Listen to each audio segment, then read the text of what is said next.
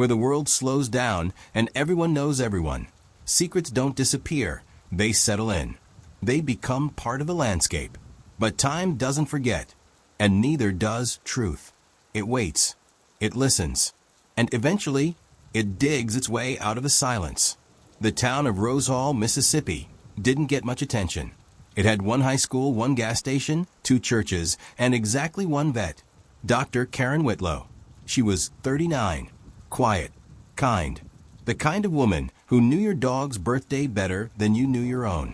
For 15 years, she ran Whitlow Veterinary Clinic out of a small brick building on Pine Street. She fixed broken legs, helped birth foals, and stayed late for emergency calls. So when she vanished on the night of July 19, 2021, everything stopped.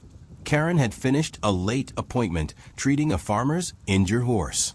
Around 8:47 p.m., she texted her assistant, Lydia, heading home, exhausted but happy with how Clover pulled through. She was never seen again. The next morning, she didn't show up to work. By that afternoon, local deputies began searching.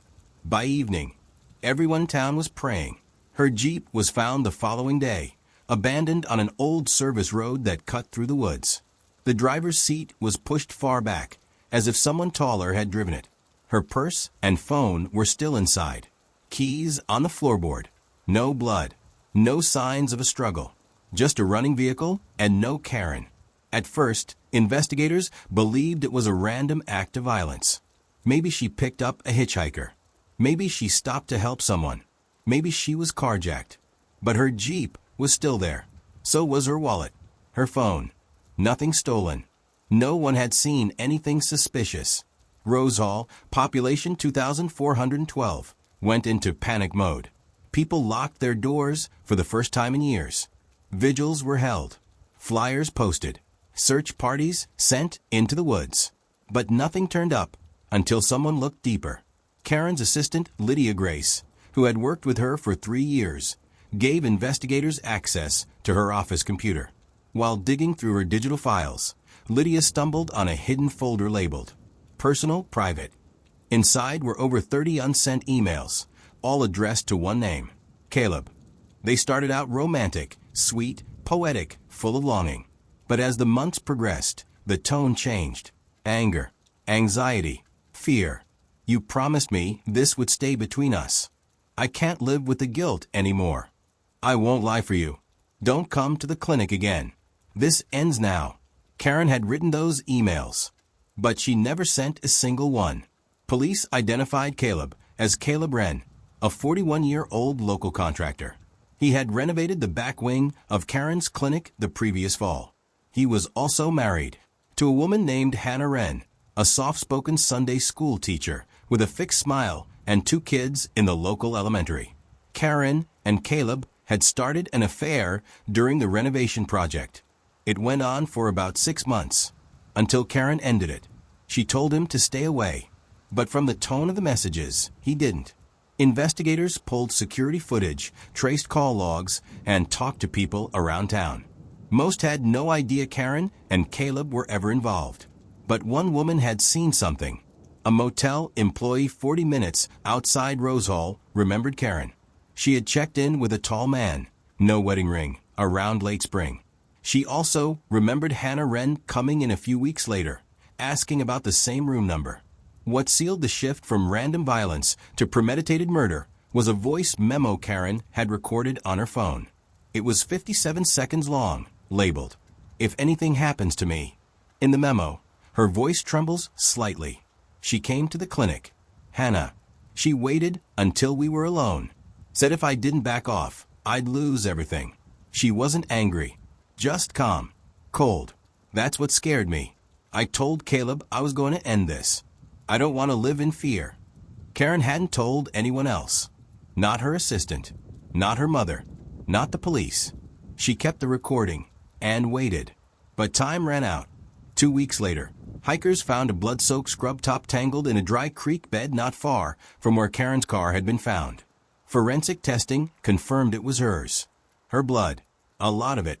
Days later, cadaver dogs led authorities to a shallow grave 900 yards into the woods. Karen's body was wrapped in a stained tarp. Her wrist was broken. She had been struck in the head, twice, with a heavy object. There were defensive wounds. She'd fought back. The blow to the skull was fatal. When questioned, Caleb insisted he had nothing to do with it. He had an airtight alibi. He was at a 4th of July fundraiser, surrounded by dozens of people. But Hannah Wren had left that same event early.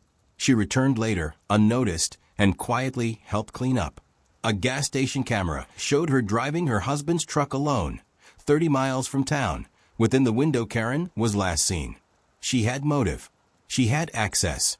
She had a warning Karen recorded before her death. 42 days after Karen's body was discovered, Hannah Wren was arrested and charged with second-degree murder. In court, she claimed she only meant to confront Karen, said she wanted to talk things out. She admitted they argued, that things got out of hand. But the evidence told another story. She had worn gloves, used her husband's truck to avoid suspicion, parked off the main road, entered through the back of a clinic where there were no cameras. She brought the weapon. She brought the tarp. She was prepared. The jury saw through the tears and the polite courtroom apologies. She was sentenced to 37 years without parole. At her sentencing, Karen's mother, Judith Whitlow, addressed the courtroom. "My daughter gave everything she had to this town, to the animals, to the people. She died alone in the dark because she trusted the wrong man and underestimated the woman behind him." Karen's old assistant, Lydia, now runs the clinic. The town renamed the local dog park Whitlow Field. Karen's bronze plaque stands at its entrance, etched with the words, "For the voiceless, she spoke. For the broken, she healed." Caleb left Rosehall not long after the trial. Quietly. No statements. No apologies. Just vanished. And the town, though it breathes again, still feels quieter. Because they didn't just lose a vet. They lost someone who believed in goodness, even when it came from the wrong people. In small towns like Rosehall, people don't always say what they know. Secrets are passed like heirlooms. But truth has a habit of surfacing, even from the shallowest grave. Dr. Karen Whitlow died because she trusted love. She was silenced because someone else couldn't stand being exposed. But in the end, her voice still spoke. Her truth still surfaced. Her story still mattered. Because in small towns, secrets grow in silence, but truth always digs its way out.